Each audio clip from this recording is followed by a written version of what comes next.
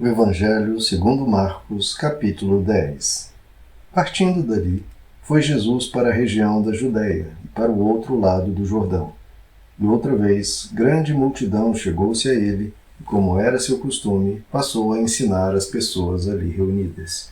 Alguns fariseus se aproximaram de Jesus e, para colocá-lo à prova, questionaram: é permitido ao homem separar-se de sua esposa? Inquiriu-lhes Jesus: o que lhes ordenou Moisés? E eles replicaram: Moisés permitiu que o homem desse à sua mulher uma certidão de divórcio e a mandasse embora. Esclareceu-lhes Jesus: Moisés vos deixou escrita essa lei por causa da dureza dos vossos corações. Entretanto, no princípio da criação, Deus os fez, homem e mulher. Por esta razão, o homem deixará pai e mãe e se unirá à sua esposa, e os dois se tornarão uma só carne. Desta forma, eles já não são dois, mas uma só carne. Portanto, o que Deus uniu, não separe o ser humano. Mais tarde, quando estavam em casa, uma vez mais os discípulos indagaram Jesus sobre o mesmo assunto. Então ele lhes explicou: todo homem que se separar de sua esposa e se unir a outra mulher estará cometendo adultério contra sua esposa. Da mesma maneira, se uma mulher se divorciar do seu marido e se casar com outro homem, estará igualmente caindo em adultério.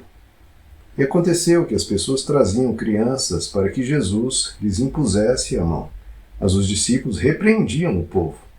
Todavia, quando Jesus notou o que se passava, ficou indignado e lhes advertiu: deixai vir a mim os pequeninos, não os impeçais, pois deles é o reino de Deus. Com toda certeza vos asseguro, aquele que não receber o reino de Deus como uma criança, jamais terá acesso a ele. Em seguida, abraçou as crianças, impôs-lhes as mãos e as abençoou. E colocando-se Jesus a caminho, correu um homem ao seu encontro e, ajoelhando-se, indagou-lhe: bom mestre, o que devo fazer para herdar a vida eterna? Replicou-lhe Jesus: por que me chamas bom? Ninguém é bom a não ser um, que é Deus. Tu conheces os mandamentos: não matarás, não adulterarás, não furtarás, não dirás falso testemunho, não enganarás ninguém, honra teu pai e tua mãe. Ao que o homem declarou: mestre, tudo isso tenho obedecido desde minha adolescência. Então Jesus o olhou com compaixão e lhe revelou: contudo, te falta algo mais importante. Vai, vende tudo o que tens, entrega-o e receberás um tesouro no céu. Então, vem e segue-me. Diante disso, o homem abateu-se profundamente e retirou-se entristecido, pois possuía muitos bens. Então, Jesus, observando ao redor, declarou aos seus discípulos: quão difícil é para aqueles que possuem muitos bens ingressar no reino de Deus. Os discípulos ficaram perplexos diante de tais palavras. No entanto, Jesus insistiu em lhes afirmar: filhos, entrar no reino de Deus é de fato muito difícil. É mais fácil passar um camelo pelo fundo de uma agulha do que um rico entrar no reino de Deus. Os discípulos ficaram muito assustados e comentavam uns com os outros: sendo assim, quem conseguirá se salvar? E Jesus, fixando neles o olhar, lhes revelou: para o homem isso é impossível, todavia não para o Senhor, pois para Deus tudo é possível. Então Pedro começou a declarar para Jesus: eis que nós tudo abandonamos para te seguir.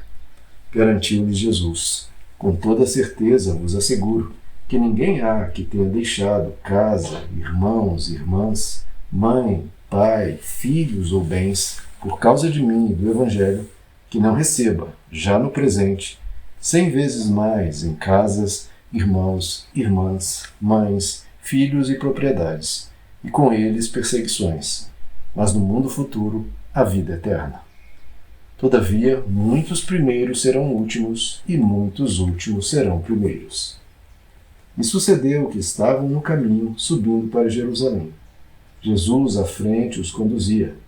Os discípulos estavam admirados, enquanto os demais seguidores sentiam medo. Uma vez mais ele reuniu à parte os 12 e compartilhou o que lhes aconteceria. Eis que subimos para Jerusalém, e o Filho do Homem será entregue nas mãos dos chefes dos sacerdotes e dos mestres da lei. Eles o condenarão à morte e o entregarão aos gentios, que zombarão dele, lhe cuspirão, torturarão e finalmente o matarão. Contudo, após 3 dias, ele ressuscitará. Foi então que Tiago e João, filhos de Zebedeu, chegaram mais perto dele e lhe solicitaram: Mestre, desejamos que nos concedas o que vamos te pedir. E lhes intagou Jesus: Que quereis que eu vos faça? Ao que rogaram: Permite-nos que na tua glória nos assentemos, um à tua direita e o outro à tua esquerda. Ponderou-lhes Jesus: Não sabeis do que estáis pedindo.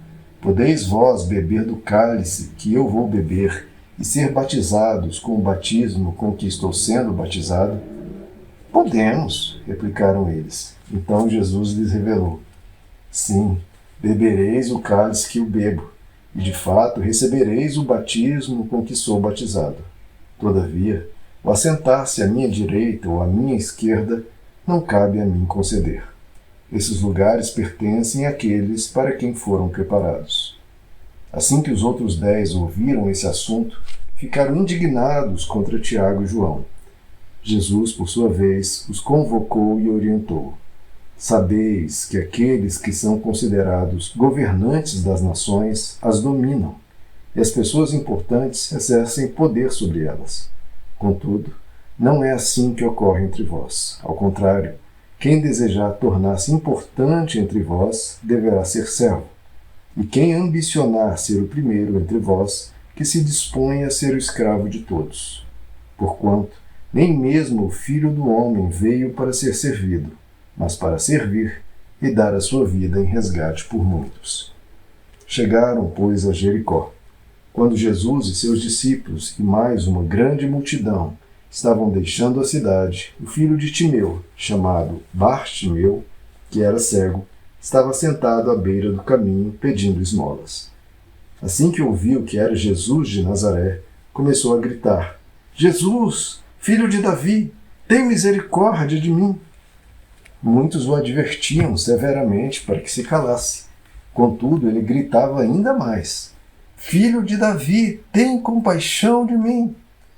Foi então que Jesus parou e pediu: Chamai-o. E assim foram chamar o cego. Ânimo, homem, levanta-te, ele te chama. Jogando sua capa para o lado, de um só salto, colocou-se em pé e foi ao encontro de Jesus. Indagou-lhe Jesus: Que queres que eu te faça?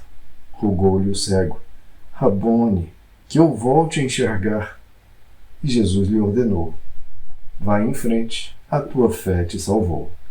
No mesmo instante, o homem recuperou a visão e passou a seguir Jesus pelo caminho.